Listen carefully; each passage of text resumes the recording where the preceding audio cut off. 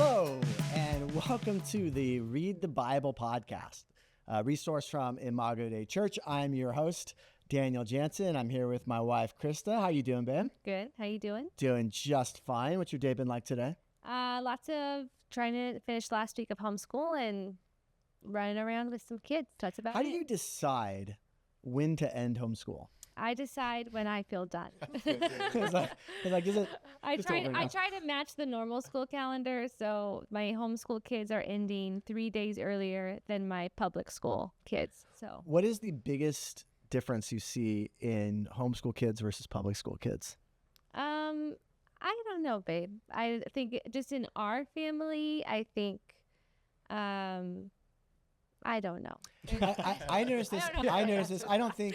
Like there's yeah. Here's what I've noticed about homeschool kids, and we've got 3 of them. Mm-hmm. There is a combination of awkwardness and confidence that is like a really unique blend. Yeah. Because and in good ways. So the awkwardness is, maybe they're not quite sure all the social situations because from school they're not getting that. But then the flip side is there's confidence because they're maybe in environments that they otherwise wouldn't be. And so they have a confidence of how to talk to adults and how to engage the world, which at like some ages, that combination of awkwardness and confidence is just so much fun. Also, our kids who are homeschooled are in the room right now. Hey guys, I'm not talking about you. My daughter Chloe is like, what are you saying? Especially because mom just gave them a whole lecture about being very quiet during this podcast. And now I'm talking about them, their awkward boldness. There we go. Anyway, okay, so we're here with Joe Garcia, our church planning resident. What's up, Joe? How's your day going? Going well, man. Awesome. And we're here to dive deep. What we do in this podcast is we dive into the scriptures. We want to understand why it's written, what are some of the themes, so that as we read the Bible on an individual level, we're able to enter in, encounter more deeply, and to walk with God through it. Now, Crista, last time Joe was on the podcast, there was some complaints that we talked about basketball too much. And so you're here to referee. I'm here to make sure that is a little toned down and that we focus on, the big picture. That's why we put her in the middle. That's why we put you she's to separate. To help, yeah. So we're not going to talk keep things going. Okay. So why don't we just go ahead and dive in? Crista, why don't you lead us off and help us get going into our content today? Sounds good. So this month, Joe has prepared the Bible reading plan for us this month. So if you're following along, for the month of June, we're going to be reading in the book of Ecclesiastes. And we have preached through this as a church at Imago Dei a few years ago, I know. And I know that, Joe, you preached through it at your church, at the church you were at before. And so this is a really interesting, fun little book. I had a friend of mine at Talbot who I was in a class with, and he was a youth pastor at the time. And I asked him one day, what are you guys doing in youth ministry? It's like, we're preaching through Ecclesiastes. And I was like, that's great. Like, that's really fun. Go for it. Like 3 weeks later, I asked him, hey, how's it going? He was like, yeah, we had to stop. The kids are getting too depressed. Too depressed. Too depressed. Yeah. So one of the symptoms it was you're a little doing it too right. dark and a little too heavy. And I thought, that is interesting. Doing the Gospel of John now. Yeah.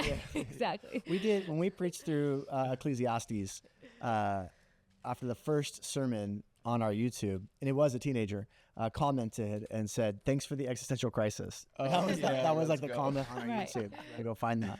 Yeah. I'm going to say though, and then it transitions us. Yeah, you're good. I think if you preach Ecclesiastes and it leaves people too depressed, you've preached it wrong. I agree. And that was actually part of a conversation that we had about the themes and whatnot. But that's why I'm grateful for this podcast, is because as you go to read Ecclesiastes this month, if you're reading along with us, we want to just help kind of give you a framework and a lens to put on as you read through this book, because there is actual beauty and life in this book, even though at first glance it might seem like kind of depressing or dark. But there is a undercurrent of hope and life through it. And so we want to make sure we highlight that for you as we go forward. Awesome. Yeah. So this is one of my favorite books in the Bible, and not in like a Pastor Dave or Pastor Memo sort of way where everything is their favorite book. Right. This actually is one of my favorite books in the Bible. So Joe, tell us about it, man. You've been in the most recent study on it, preparing the notes for us. Like, what are we reading? So as people are approaching Ecclesiastes, like how should they prepare their minds, just in even terms of like what type of book is it? What category does it belong in? Yeah. So Ecclesiastes, there's a little bit of debate on authorship. Who is Koheleth? Yeah, exactly. That's what we're going to deep dive right now into that. Yes. So there's this Hebrew term, koleth. It means gatherer, assembler, teacher. It's hard to say, is that the author or is that like a character being introduced into the book? But traditional readings of it say that Solomon is the author. For sure, even if he's not the author, they're taking a Solomon-like perspective. And so there's some sort of like kingly, sage, older kind of author who's giving kind of his musings, you might say, his philosophical musings of life. And yeah, I mean, like a major theme and kind of his approach to everything and kind of helps shape the genre and how to frame your mind when you enter into it, is he's kind of discovered a glitch in the system. He's like, Proverbs are great, but Proverbs can sometimes feel really simplistic, especially if you treat them like promises. Work hard, you get promoted. And he's kind of like, not really. Sometimes you work really hard and you get fired. Or, you know, your boss promotes nepotism, you know, his son who's lazy and does nothing or whatever. And so he's speaking to a lot of the glitches, and he's also doing that in a way that's sage-like and trying to awaken us to something deeper at work. And so, yeah, it's a wisdom literature. There's a lot of proverbs in there, a lot of kind of memoir, philosophical, and very lived in too. It's not just thought projects. He's like, no, I did this and I tried this and I went here and did that. So yeah, so you're reflecting on his life, reflecting on life in general, and yeah, it's the wisdom literature kind of category, which the other books of wisdom literature in the Bible would be like Psalms. Job is actually often put in that. So Job, Psalms, Proverbs, Ecclesiastes, and Song of Solomon. Yeah, James in the New Testament picks up on some of that. And to your point, Proverbs is like hey, here's how the world works, guys. Yeah, this is the grain of the world. Like, follow and walk in this way. And then Ecclesiastes is like, yeah, but sometimes you get splinters. Yeah. And what do we say about that? You know what I mean? We're going against the grain there. Absolutely. Good. So, cool. So you already kind of mentioned the historical context a little bit. I mean, let's dive into it. Yeah. I mean, it's honestly, it presents itself very simply. Yeah. It's wisdom literature. Let's just talk the themes. Yeah. Right. Let's talk like, what are the key themes, key ideas? Let me throw one at you right away. I'm going to read. I want to just get your take on it here. I'm going to do a little bit with Joe, as I want to trade a little bit, since we've preached this, how we talked about some things. Crista, you're a student. I want to hear how you thought about these things and describe these phrases. Opening phrase, verse 2 of Ecclesiastes 1, vanity of vanities, says the preacher. Vanity of vanities, all is vanity. That word vanity is the Hebrew word havel. There's actually, I think, only, is it 3 or 5 words in that sentence? Havel. Yeah. Right. So that word vanity or meaningless is sometimes how I think the NIV translates that. The Hebrew word is havel. How would you teach someone what that word means? Because that's a key theme or a key idea. Yeah, I mean, I think sometimes in our translations, in some ways, we're being too narrow and too abstract with our translations. And I think that's kind of what's going on here with vanities and with meaningless. We're trying too narrowly to define the word. The word just means breath, fog, vapor. And I think it's kind of trying to leave a word picture in your mind. It's speaking to the brevity of life. Life is just like that. Yep. James talks about that mist-like nature of life. But then it's also speaking to life in the fog. Life can feel enigmatic. It's a puzzle. There's random things happen that you're going one way, then this happens. It's just kind of curveball. And so life can feel like you're in the middle of a fog, and it's hard to discern which way is which. And then it's also speaking to, it's hard to control. It's really out of our control. Yeah. And that's a massive theme. And he's using this image of life being this fog, that if you've ever tried to control fog, you can't. You know, he even uses this idea later. He says chasing the wind. And the chasing is actually a run-of-the-mill term for shepherding. Shepherding fog is what he's saying life feels like sometimes. We're trying to grasp at it. And so on a preliminary level, that's what hevel means. I think also hevel is actually the Hebrew word for Abel. That's the name, Abel, Cain and Abel. And so hevel is, in some ways, Abel's life is hevel. It's, I'm the righteous one and I'm killed for no good reason other than loving God. And his life is cut short. And it's kind of like, hey, what gives? I mean, this is the first story after the fall.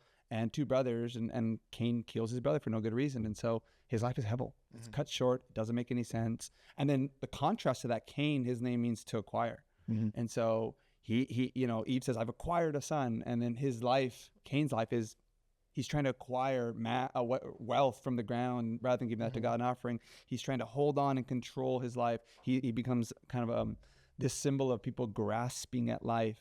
And then Abel's has to be open-handed because life is cut short. He offers to God. And so I think even Ecclesiastes is kind of playing on that idea for the Hebrews, just this idea of the Cain and Abel story. And so, yeah, those are some preliminary thoughts. Yeah, dude. Dive right in. Yeah. That's interesting on the Cain and Abel thing. I hadn't thought about that. It makes sense. Even going on the next bit of like, what does man gain by all the toil at which he toils under the sun? That idea of gain, of what's left over, like what do you actually have to hold on to and can you grasp onto?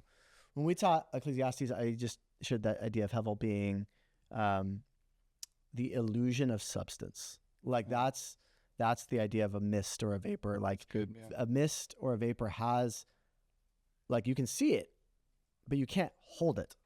You know what I mean? And it's like an illusion in that sense. It's like, oh, it tricks you into thinking I can grab this, I can shepherd it, and then you actually go to and you open up your hand, and there's nothing in there. In the show. And there's nothing to be gained. There's nothing to be actually held on to. And he's saying all of life has this sort of illusion of substance nature to it, where you think you're building something, and then when you actually go to like show it, it disappears. Yeah, I didn't really have anything to begin with. Yeah. Krista, I mean, as you've thought and processed this, how have you understood this or thought about? Yeah, I mean, I think that as I read through Ecclesiastes, I'm taking it a little bit, or I don't know, I just think through it my personal lens. I think part of the reason why some can read Ecclesiastes and see the dark state of it is just like, man, yeah, like everything in life, like it is worthless. Like I can't hold to anything. I read that and I'm like, well, I'm glad I'm not crazy, because I feel that. Like I feel that in my life, that like I try to like hold on to my kids at this stage and they just keep growing, or I try to work for things or try to like achieve something, and I just like I've never have a balanced life. I'm always like, oh, I always have this idea that like, oh, I could be balanced, or, you know, figure out like this perfect rhythm or thing. It's like, oh no, like actually that's never going to happen. And there's some actually comfort in that of like, oh, I'm not crazy. Like this is actually what life is. And everyone like feels and experiences that, it just falls through your fingers. You know? Yeah. That's good. Yeah. What I'm thinking as we're kind of going through this is a little bit live time. You know, we normally always have you share themes and that stuff. And what I want to do is actually, so when we preach through Ecclesiastes, the last sermon in that series was I kind of did like an overview and looked at it. And I picked out 3 themes. And I actually want to like share those themes and like get your feedback on them. And then get you to kind of even riff on those, and then add anything you think is kind of maybe missing or color in. You know, totally. what you're seeing on that. And the first one is what we're talking about, is that like I think a major theme is that everything is Hevel. Like everything is meaningless. It's the illusion of substance, like that kind of thing. The other like elements of that, and I think you've already kind of gotten at this under that same idea. There's 3 words: Hevel. There's the word gain. You'll see that word a lot. Like, and that's the idea of what can you hold on to, what's left over. And he says there's nothing. And the other word that's in the same word category that I think of is the word evil. So the word evil comes up a lot in Ecclesiastes. See if I can pull a verse specifically on that off my head. Let's see. Where's that at? Well, there's like 4. Better is he who has not yet been and has not seen the evil deeds that are done under the sun. Yes, yeah. Chapter And then in the end, chapter 12 at the very end, remember your Creator in your days of your youth before the evil days come. And so the idea of evil is not moral evil, like right, wrong evil. Right. It's like just the wrongness of the world. Like there's some things that you just times encounter things that are just like broken. So what do you think? I mean, you already kind of gone there, but like, what do you think about that theme? Those are great. So you said Hevel. What was the second one again? Gain, and the evil. Yeah, I think that's a really helpful way of summarizing. I mean, for the Hevel, when we kind of chatted about it, I think it's an enigma, it's a paradox, and then gain, I think, is tied into that. You can't really you lack control to produce the results you want from life, right? And so pleasure is not going to really make you satisfied the way you want it. and money, legacy, you're gonna have to leave it to some trust fund baby who's gonna waste it all anyways. And that's kind of an idea. And so I think the idea of like, what does it gain? And then Jesus picking up on that, like, what does it profit a man if you give you gain the whole world but you lose your soul? And it's like, that's from that same tradition. I think the other part of gain too is he's trying to show how all these things are temporary, again, to your point, Crista, not because he's trying to say like in and of themselves they're meaningless insofar as they're not ultimate things, but doesn't mean they don't hold value like as good things then and there. Because he'll stop every now and then and be like, hey, have a good glass of wine and enjoy with your friends. And that's like was one of the big takeaways for me. And I think even for you, when I've talked to you in the past, just because these things don't have ultimate meaning, that sign point, they're like, just because they're not like the thing doesn't mean they don't have value in and of themselves. There's something really good about enjoying that meal, taking that vacation, taking a break, retreating, working hard and putting your hands to something. And I think it's when you try to force the gain, that's what makes them meaning. Exactly. It's like, so that gain word is super important. Exactly. So that's always the first idea that I think is there. And I think, Chris, what you're saying, like, if this is all you understand, this is the easiest part of Ecclesiastes to understand. Right. It's Meaningless, everything is meaningless. Yeah. Like, it's right there. And people do read that. And that is the first chapter, just walking through how, just kind of honestly, perfectly arguing that this is what life is. And it will leave you pretty depressed and kind of in that place. I think if there's any comfort in that, is we lost a girl in our church right when we were preaching to Ecclesiastes. And I just saw God's grace in that Ecclesiastes gave us categories for how to understand that. That after she died, there were a lot of people in our church asking the question, what if I had done this instead? Or if I'd only been here? And that what if question came up a bunch. And I think what Ecclesiastes teaches you, it gives you the category of evil, actually, and saying like that what if game, like imagines that you actually have the ability to control every possible scenario and hold everything together. Yeah. It's like, you're not God. Yeah. Like, and that's actually what the Havel thing is teaching at some level. Is like, you are not meant to or made to hold those things together. Yeah. There's a category that we have for what happened, and it's the category of evil. Not evil that anyone did anything wrong. Right. But it's the evil in this world. Of a broken world that you are living in. He says life under the sun. Yeah, like exactly. This is life post Genesis 3 with our limited perspective under like the evil, even under the sun idea, like the powers. They had this view of, the sun and moon being like powers in the ancient world. So it's just life in a broken world under broken people produces broken results. Yeah. And, we should expect that and account for that in our lives. And so that leads to my second theme, which is that you are not God. Or another way of saying that is God is sovereign. Like he rules alone. Yeah. And that's where you have things like God has made everything beautiful in its time. He's put eternity in a man's heart, yet so that he cannot find out what God has done from the beginning to end. That's chapter 3. Or chapter 8 says, when I applied my heart to know wisdom, I saw all the work of God, that man cannot find out the work that is done under the sun, which you just brought up. However much man may toil in seeking, he will not find it out. Even though a wise man claims to know, I like that, he can't find it out. Yeah. And so like, you are not God. And we actually find that God, he dwells in darkness in some ways, meaning like we can't know all of God's ways or all that is at work. And wisdom embraces God's sovereignty. Be not rash with your mouth. That's what it says in chapter 5. And so to sit there and say, oh, here is what God is doing. And I remember Kent preaching through this, and he quoted Spurgeon. He said, when we cannot trace his hand, we must trust his heart. And that being a real powerful idea that what Ecclesiastes calls you to is not to put on being God and being able to name, and here's how, and I'm holding all this together. But we're not called to try and hold on to these things and name, here's why this is happening, or here's how this works together for good. But actually, we're just called to trust God instead. That's so helpful, even like on a practical level, because I think that very often we want to game our faith so we don't need it. Like, I don't want to have to trust you, God. I want to know, I want to strategize, I want to acquire knowledge, I want to be wise or whatever. I want to, I'm thinking of church planting. So I want to fundraise enough so I don't have to depend on you, God, or something like that, right? It's like, wait, no, now you're trusting in money and in your skill and in your training. Like, you can actually game the system so you're no longer trusting in God. And if that's true in church planting, it's true in everything we do. Oh, yeah. Like with our kids, like, I'm raising my kids, we're talking about the public school, homeschool thing, right? Like, I'm raising my kids, trying to point them to Jesus, and where do we put them in school? It's a conversation we're always having, but there is like a fear, almost like, if I put them here, what about this? And it's almost like, I'm trying to game this. I don't have to trust you, God. Like, I can't secure my kids' salvation. I can't. I can teach them everything about the gospel, but I have to surrender them. And it's trying to shepherd wind, trying to say something else. And I think this idea we're talking about is what takes you to a second layer, or a deeper layer of understanding Ecclesiastes.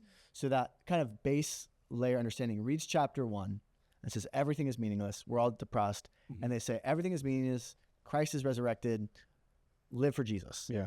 Right. And there's truth in that. I mean, who's gonna who's gonna say against we like that message? Yeah, we like that message. But what I have found pastorally, and as I found in Ecclesiastes, was trying to teach, and I just find in my own heart, is what often we just trade a secular anxiety for a religious one. So we're doing a secular anxiety, trying to build, trying to gain, and they're like, all that's meaningless. Only what's done for Christ will last. And we say yes, and then we live in a religious anxiety where we're still trying to build God's kingdom, or maximize the efficiency of our life, Make or our do lives it matter. Exactly. How have you seen that, Crista? Or how's that resonate with you? Like that idea? Well, I mean, I think that every person wants to think that their life has a purpose and a meaning to it. And so a part of like this gain, like the toil of life, is that you're just constantly working to prove yourself, not just to like gain success, but even like to prove your worth and your value. Like I'm important, like my years here are going to make some sort of difference, or like an imprint. And we even fall into that, as you were saying, even in like church and Christian circles of like, okay, like I'm going to let my life count for Jesus. And so I'm going to save as many as I can. I'm going to build this ministry. Leave a legacy. Leave a legacy. I'm going to change this community, and I'm going to make an impact. And I mean, that's all well and good. But I think when I read Ecclesiastes, and I see that it's all havel, like it's a vapor, like I can't hold anything. That for when I read this, I don't read like, okay, so now I live for Jesus. I say, oh, okay, like my life is bound up actually in heaven. Like my life isn't bound up in this earth. Like this is actually just a training ground. This is a space that just actually creates a longing for the trueness of life. That's good. Yeah. I think, Crista, like even as I'm hearing you say that, what I'm thinking about it is, when you think of how life is all havel, there can be this nihilistic outlook where you're like, nothing matters, just like give it to Jesus or whatever. But there also, and I think this is the invitation of Ecclesiastes, is an invitation to present. Like you don't have to, even the like idea of like leaving a legacy is like, you don't have to leave a legacy. Let that generation figure out, like the anxieties of today and our generation are more than enough. So be present to your kids, be present to your ministry, and this, again, I think about this when I think about, I preach, we preach. And so it's like, there's certain pastors who, they died 20 years ago, but their messages are still on repeat on the radio or something. And like, that's cool. Like, praise God that he's using them past their, past the grave or whatever. But there's also a part of it where it's like, no, I kind of want my ministry to be located in this moment for these people for now. And if it has some value after that, like God can do that increase, but I don't want to think about that, because I get caught up in like, well, what am I leaving? And then I'm carrying that anxiety of future generations. Even it's like, well, actually it's hevel. Like it's hevel. There's going to be new problems, and new things to deal with. Just, you can't even deal with this hevel. So how are you going to deal with that hevel? Exactly. Well, speaking of segues, that brings, that just flows honestly straight into the third theme. So I think there's that everything is hevel. Like that's that big idea. Everyone catches that in Ecclesiastes. That it leads us to say, you are not God. And actually wrestle. I think that's where Ecclesiastes is the most painful, is wrestling you down to being like, this, you do not have control. You are not God. You're bound, you're located. God is God. You are a human being. And that leads to, that can lead to nihilism, like you said, where you're just like, forget it. That can lead to anxiety, where you're trying to somehow give that. But I think what Ecclesiastes offers us, here's why I think it's the most beautiful book, and I want to go back to it over and over again, is I think that the final theme is that life is a gift. Yeah. Mm-hmm. Everything's a gift. Everything's a gift. And it's actually a book that's full of grace. And the gift of life. And think about just chapter 2. There is nothing better for a person than that he should eat and drink and find enjoyment in his toil. This also I saw is from the hand of God. For apart from him, who can eat or who can have enjoyment? I remember when we preached through this, I don't remember if I thought of this myself, if I read this somewhere, I honestly don't. The thought experiment of like, was Adam's life in the garden hevel? Like he woke up, he tended the garden, he made it like he worshiped with God. Like, would we look at his life and be like, oh, that didn't amount to anything? Yeah. Like sometimes, pretty much if you can't enjoy God and his gifts, like you are made to make good things and enjoy good things. Like that's part of what it means to be a human being. And like, we try and treat God's gifts as a means of gain. And it's like, if you can't enjoy life as a gift, like you're throwing away at some level what it means to be a human being. Yeah. Because you're trying to hold on to that. Yeah. And That's good. like in chapter 9, God already approves of you. It says, not that he amens everything you do, but it's like, he doesn't need you to be, he doesn't need you to be anything more than a human being. Right. Yeah. He made you to be a human being. Yeah. That's good, man. And so we're able to rejoice in the light, I think is where it ends. Chapter 11 says, light is sweet and it is pleasant for the eyes to see the sun. And it's just like that we just enjoy the goodness, the glass of wine, the friendships, the work project. One of a book I read, I was so mad. I shouldn't say I read it. I didn't even discover it until we were almost done preaching. The title of the book was called A Table in the Mist. And the idea there is that word hevel, like mist. Everything is a mist. Everything's a mist. Everything's a mist. Everything's a vapor. And you're trying to gain. And it's the idea of a table in the mist is that like the only thing that's like actually solid in this world of vapor is the table. That's good. The food, the fellowship, the life, the community, the life together, because that's what God will resurrect. That's what it means to be a human being. Like we're sitting there trying to build our empires, and God's calling us to tables to live life together and to enjoy each other and to like build families, not for the sake of legacies and kingdoms but just to enjoy them. Just to enjoy them. Yeah. Gifts. So what do you think about some of that, Joe? I think it's great, man. I think it's so helpful. I think, again, people like us, preachers like us, we talk a lot about idols, and I think idols are a real thing where you're making a penultimate thing the ultimate thing. You're taking a gift from God and making it God. I think that's a real problem. But I think there's also something we don't talk about as much is we can become obsessive about every good thing that comes to our life. Like, oh, is this an idol? Because I enjoyed it. I really had fun with this. Like, maybe it's probably an idol. God, take it from me. And it can become like this obsessive, like, just enjoy the gift, man. Like, you're okay. Like, God doesn't need you to maximize, to destroy yourself and blow your life out because, you're trying to like this holy quest to like maximize everything in your life. It's like, you're a human and you're made to have limits, and it's good for you to receive these gifts. And I think God as a good father wants you to enjoy these gifts. He's not trying to like bait you like, here's an idol, you're going to love it or not. It's like, no, like it's okay to enjoy those things. Yeah. See them as the limited things they are, but then enjoy them as that.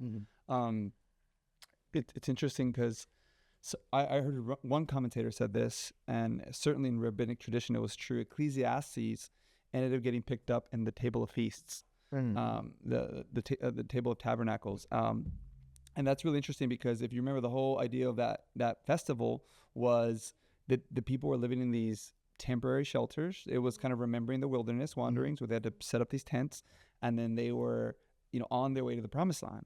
And Ecclesiastes was such a perfect book for that festival to be read and thought about because of the fragility of life. For 8 days you had to go out and camp in the desert. And then at some point, no matter how well you kind of created this little tabernacle, that thing's going to fade. It's going to fall apart. It's fragile. And then the other idea of in that time period, God's lead his people as a cloud. And so in some ways, the rabbinic tradition picked up on this idea that we live in the cloud, we live in the fog, we live in the fragility of things falling apart, but God is the one who rides the cloud. God's the one who's sovereign over the cloud. I mean, his chariot in Ezekiel is like pictured as like literally hovering on a cloud, and his throne is jasper and it's jewels and it's actual substance. Like it's not the cloud. It's ultimate reality, and he's over it. And so as one moving through life, in this very temporary shelter, enjoy the good gift. Enjoy it for what it is. It's not your God, but it is a gift. And so take it as that. And yet also remember the God, even in the festival, is saying like, here's a feast for you as you're kind of in this life. Like here's like a small echo of Eden, a small taste of what's coming. Yeah. I'm thinking it's good you brought that up right now. I mean, just the Feast of Tabernacles and that kind of stuff. Like, is there anything else as we're talking through this you feel is just like maybe, got to look out for this, or just any other things kind of on the theme level or idea level that we're missing? I mean, I think we hit a lot of them, but I think it's like things are random, so you can't control life. Death can teach you a lot because you're limited. It doesn't teach you actually to be hopeless. It just teach you to make the present moment last and matter by enjoying them. And then we've kind of danced around it, but I think it's the teaching is the very end. The end of all matters. This is verse 13, chapter 12, has been heard, fear God and keep his commandments. This is the whole duty of man. Earlier, he talks about how the words of the wise are, actually verse 11, the words of the wise are like goads. They're like nails firmly fixed and collected sayings. They're given by one shepherd. And so this idea of shepherding the wind has been coming out in every place. And he says, actually, there's a shepherd who is going to lead you and guide you through the fog with a goad. And a goad's a nail. And it's actually the opposite of the fog. It's substance and it's kind of painful. So there is something painful about reading Ecclesiastes when you see that it's slipping through your hands and it's all kind of vain to some degree. But there's actually something really good about knowing that there's a shepherd who's outside of it guiding you through this with his word. That's so good. So I think landing in that place of humility, trusting in your shepherd. I'm curious, Joe, if you had any like phrase or anything that tried to capture the whole of Ecclesiastes. For me, getting to the end of it, here's a phrase that I kind of grabbed. I'm curious your feedback on it. Just thinking through these themes and ending in chapter 12 like that the big idea of Ecclesiastes is that life is meant to be lived before God, not in an effort to become God. So we're meant to be a human. We're meant to live life before God, and enjoy his presence and enjoy his gifts, and to understand that he is God, I am not, and not in an effort to become God in terms of gaining and striving and making a name for ourselves and that sort of thing. So I'm kind of curious if you have any feedback on that idea, what you like about that, and also if you had, as you've studied it, if you had something. If not, that's fine. Yeah, totally. I can't remember how I would have summarized it because I preached it in 2019, but I love that. I think that's so good. I think because it hits the right balance of, on the one hand, life before God. There is life. It's not all just, and there's some good there. And it's also the warning of Ecclesiastes, which is, like you said, not trying to become God, control things. I love that, dude. I think that's really, really helpful. Sweet. Yeah. Crista, I want to ask you a question. Yeah. You and I have talked a lot about Ecclesiastes 3, just in our life. I was thinking about what might surprise people. What are some highlights? And it says, 14, I perceive that whatever God does endures forever. Nothing can be added to it nor taken from it. God has done it so that people fear before him. That which is already has been, that which is to be already has been, and God seeks what has been driven away. And that's just a verse that you and I have talked a ton about as we've just thought about our life. And just why has that been a meaningful verse for us and our family, and even thinking about the themes of Ecclesiastes and just, what is it that you find in that verse? Yeah. So I think, what I love about Ecclesiastes is it deals with just the reality of what life is. Like, I think if you can't acknowledge the havel, if you can't acknowledge the toil, like this is life. And so you're kind of almost living in a fantasy if you don't deal with these deep issues of life. And so, for me, for us specifically, I lost my mom about a year ago. And I remember after she had passed, right after that, I just had this day to myself just to kind of reflect and mourn a bit. And I felt that anxiety of trying to hold every memory of her, and just feeling like if I don't remember these, if I don't remember, whatever, her scent or her song or these things, then when I'm gone, then who's going to remember? When my siblings and I are gone, I need to remember everything. I need to tell my kids everything. And I need to write everything down. And I just felt like, I just remember feeling this anxiety. Like and I remember I told the Lord, I can't hold all this. Like, God, I can't hold all this. Like, I could see this slideshow of life of my mom.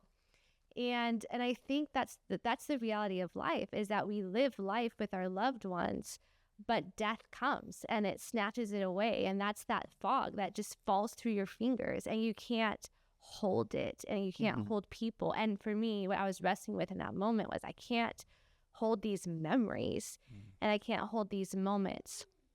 And I remember I just felt like the Lord told me, I just was like, God, I can't hold this. I can't hold it. And he's like, it's okay. I'm holding it. Like, I remember your mom, and I will always remember her. And like, those memories are not gone just because you forget them or because you can't pass them on to your kids. And so this verse in Ecclesiastes has been a real comfort for us, in that God seeks that what has been driven away, that these memories that seem to drift and to flee, that I can't hold every one of them, but that God seeks them out. He chases them down. And I think the tension that I felt in losing her was then what you kind of said, that death makes you, it awakens you to enjoy like what you have. And so having kids, and like, I'm a mom right now, these are the memories I'm creating with my kids. And then almost the anxiety of, I want to make good ones, and I'm going to like, we're going to, make the best of it. And and again, I had this picture, Ecclesiastes gives me this picture of like, I just feel like I'm always trying to hold, like I'm just trying to grip everything. And actually life isn't just like letting go. Like that, when I'm open-handed with my life, God is free to put in my hands what he wants to. And I enjoy it when it's there. And even when it goes, it's okay, because he brings something new. Like that, there's just always this, God is always putting gifts into my hand, and that they're never worthless. Just because things are finite, it does not mean that they are not meaningful. And so I think, so I think that's kind of a lot of what it's so good. That's why I loved it too. I knew just we're over here talking about I don't know what. You're just like, let me help solve this for you guys. Yeah, it's so good. You're not meant to be anything more than a human being. Exactly. God is God, and this is really good news. And life is beautiful. It has beautiful gifts. Put down your phone. Don't record the fireworks show. There's going to be another one next year. Don't try to hold on to that. Let it go, man. Has anyone ever like gone back and watched the video of the This was 2008. It was crazy. Dude, those fireworks were awesome. TNT was on one that year. The America. Purple rain. No, we have the lamest fireworks here in SoCal. All right. Last thing, just resources. What would be some recommended resources? I have a guess of one you might throw out there just based on a phrase you used. What is it? I don't even know. I steal so much, I don't even know who I'm stealing from anymore. So Zach Eswine. Oh, yeah. Recovering Eden, is that what it's called? Recovering Eden. Yeah. So I don't remember the subtitle, but Zach Eswine is, I think, the Sage Friday. Everything he writes is great. Zach Eswine is a baller, yeah. So Recovering Eden, that's what you said, the phrase, Echoes of Eden. That comes from him, Okay. And then there's also another one called Living Life Backwards. Yep. You know what? Keep talking. Yeah. Is it in your backpack? Yeah, Living Life Backwards. That was a good one. There's actually another one by a guy named Philip Ryken. It's surprising. It's Why Everything Matters, the book of Ecclesiastes. And so he's kind of actually hitting on our point. It's actually not this depressing book. It's actually the opposite is what it's trying to get at, really. Those have been some of the helpful books for me that I remember really getting a lot out of.